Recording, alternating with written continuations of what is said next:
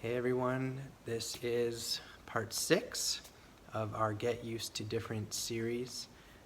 If you've stuck with me so far, thank you. That's awesome. It's great to see lots of you being able to come to youth in person, but I know that it doesn't work every week, and a lot of you are tuning into these videos when you miss one, so that's awesome. Today I want to talk about another instance where Jesus repeats the same thing to a group of people. Last week it was repeating this idea of the first shall be last to his disciples. And then this time we're going to look at something he actually repeats twice to the Pharisees, but that I think really applies well to how we're supposed to be different as Jesus' followers. And this kind of concludes this little, like this part and then the last two kind of all connect together in that we've been talking, 2 weeks ago we talked about how Jesus calls us as his followers to think outside of ourselves in terms of being fishers of men, aka sharing this gospel message with others, bringing others along, sharing with them this good news that we found in Jesus. And then last week we talked about, again, the first shall be last, so this idea that we are to think outside of ourselves in terms of serving one another and humbling ourselves and loving one another and submitting to one another. And so this kind of concludes these thoughts in a way, because Jesus says something to the Pharisees and he repeats it again to them that really, I think, encapsulates how we do this idea of thinking outside of ourselves either rightly or wrongly. And hopefully that'll make sense as I go through, but I'll read the scriptures first. They're found in Matthew chapter 9 and Matthew chapter 12. So again, pretty close together there where he's repeating this. And this is so Matthew chapter 9, verses 10 to 13, this is what it says. It says, later Matthew invited Jesus and his disciples to his home as dinner guests, along with many tax collectors and other disreputable sinners. We read this a few weeks ago when we heard about the calling of Matthew, so this is familiar. Okay, so he's having dinner with tax collectors and other sinners. It says, when the Pharisees saw this, they asked his disciples, why does your teacher eat with such scum? Very kind of them to say. When Jesus heard this, he said, healthy people don't need a doctor, sick people do. Then he added, now go and learn the meaning of this scripture. I want you to show mercy, not offer sacrifices. For I have come to call not those who think they are righteous, but those who know they are sinners. Okay, that verse he quotes is Hosea 6:6. I want you to show mercy, not offer sacrifices. And we're going to see that he repeats this to the Pharisees just a little bit later in chapter 12. This is verse 1 to 8 of Matthew chapter 12. It says that about that time, Jesus was walking through some grain fields on the Sabbath. His disciples were hungry, so they began breaking off some heads of grain and eating them. But some Pharisees saw them do it and protested, look, your disciples are breaking the law by harvesting grain on the Sabbath. So if you don't have a history of that, the Sabbath is the day of rest. No one in that religion, the Jewish religion, was supposed to do any work on the Sabbath, was the rule that they had. And so the Pharisees, who I get this idea that they're like hiding in the grass, waiting for them to mess up, are like, your disciples are picking grain and eating it. You're not supposed to do that on the Sabbath. Jesus said to them, haven't you read in the scriptures what David did when he and his companions were hungry?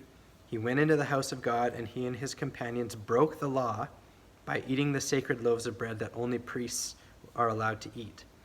And haven't you read in the law of Moses that the priests on duty in the temple may work on the Sabbath? I tell you, there is one here who is even greater than the temple, talking about himself, of course.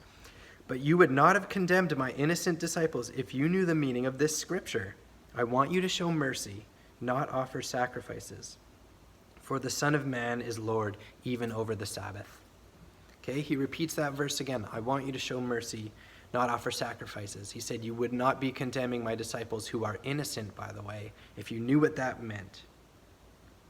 So I think a lot of times when we see Jesus challenge the Pharisees, it's easy for us to not think that applies to us because we are not Pharisees. However, I think that often we maybe respond and act more like the Pharisees than we like to admit. Perhaps if you were to use your imagination and think about Jesus coming back into our present time, and we see this story where it says that he's eating with tax collectors and other disreputable sinners, think about who that might mean. If Jesus was in our culture right now and he came back, he might be eating dinner with some people that we might go, why are you doing that? And if there's any part of you that thinks, why would Jesus do that, then you're maybe a little bit more like a Pharisee than you want to admit, and that's okay. It's good to admit that. It's good to learn from that. So what does Jesus mean when he says, I want you to show mercy and not offer sacrifices? Why does he quote that at them 2 times? And what, as Jesus' disciples, can we learn from that? Here's what I think we need to see. We can serve and we can sacrifice and we can even share the gospel, but we can do it in a way where we miss the point, and the point is that we are serving and sharing the gospel with real people. Now, I know that seems obvious, but you can serve and you can sacrifice for God and miss the whole point, which is that we're supposed to love people, right? I use the example of a youth leader, and I don't think any of my youth leaders do this, so I can use this example, but it wouldn't be a very good youth leader if they came to youth every week and they sacrificed their time and spent no time at all at youth getting to know any of the kids, right? Like if you asked one of my youth leaders, hey, what are some of the names of the kids at youth? And they were like, oh, I don't know any of their names. Not great. Not a great sign. If that does happen, please tell me, and I'll have a talk with that youth leader. Or, if there's just no investment in the actual people, or, you can spend time serving at a soup kitchen and feeding the homeless and not actually even see them as people, believe it or not. I think you kind of know what I mean. We can miss the point. We can serve and we can sacrifice without actually loving people, without actually showing mercy.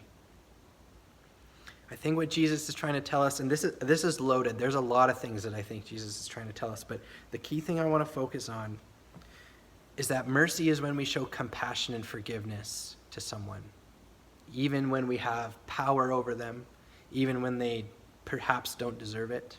But when we show that compassion and that mercy, that is mercy. And I think Jesus is reminding us that people come first. And what do I mean by that? Okay, people are more important than politics or their beliefs or their lifestyle. They are still, there's an election going right now in the States, and you see people treating each other like, someone else in the other who supports the other political party. Like, are they even a person? The way they treat each other sometimes. People are people. People are made in the image of God. And if we reduce them to their political siding or their different beliefs than us or the lifestyle that we live that we don't agree with, that's a dangerous place for us to go.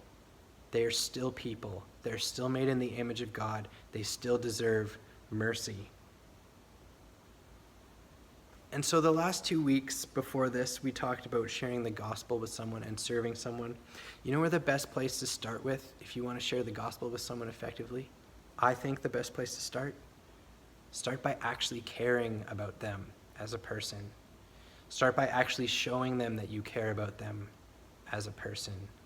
And allow that to lead into you sharing Jesus with them. Start by caring. Where's the best place to start in serving other people? Start by actually caring about them. Start by actually showing them you care. Start by doing that, and you will discover how you can effectively serve them. Okay? Jesus is calling us to real relationships, real personal relationships, real love with people. We cannot simply sacrifice. He wants us to show mercy more than that.